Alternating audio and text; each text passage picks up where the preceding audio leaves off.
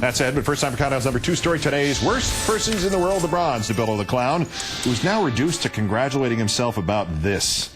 A recent article in the San Francisco Chronicle that Stephen Colbert's audience is smarter than the Factor audience. Of course, this is false. According to a Pew Research study, a whopping 83% of Factor viewers have a high or moderate knowledge of current events, as opposed to 79% for little Stevie.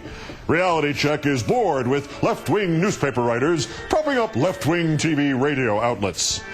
First, the Pew Research survey was conducted in February of 2007, but gosh, Billy, you're crowing about this? Your audience is exactly 4% smarter than those watching a comedy show? Excuse me. Another comedy show? The runner-up, Brian Kilmeade of Fix News, who dived into the deep end of the news pool and sadly can't swim.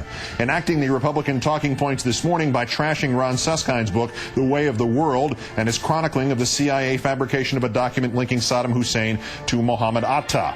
I don't understand, because Bush never even said there was a link between al-Qaeda and Iraq. That wasn't the premise for going in there. June 17, 2004, Mr. Bush told a news conference, quote, "The reason I keep insisting that there was a relationship between Iraq and Saddam and al-Qaeda because there was a relationship between Iraq and al-Qaeda." Brian, never defend the president, even on the stuff that sounds crazy to you. He in history will always make you look like a dork. But our winner would be Democratic Congresswoman Nikki Tinker, who is challenging the incumbent Democrat in the 9th District from Tennessee. There's already one Tinker ad questioning why the incumbent congressman had voted against renaming a municipal park that honors one of the founders of the Ku Klux Klan, thus tying the incumbent's name to the KKK. Now, on the eve of the primary, another Tinker ad includes this voiceover, quote, "While he's in our churches clapping his hands and tapping his feet, he's the only senator who thought our kids shouldn't be allowed to pray in school." Still wondering what the problem is with this rough politics? Well, the incumbent against whom Ms. Tinker is running is Congressman Steve Cohen. He is Jewish. Thus, the phrase, "while he's in our churches," can be interpreted, intended or otherwise, as having a very disturbing meaning.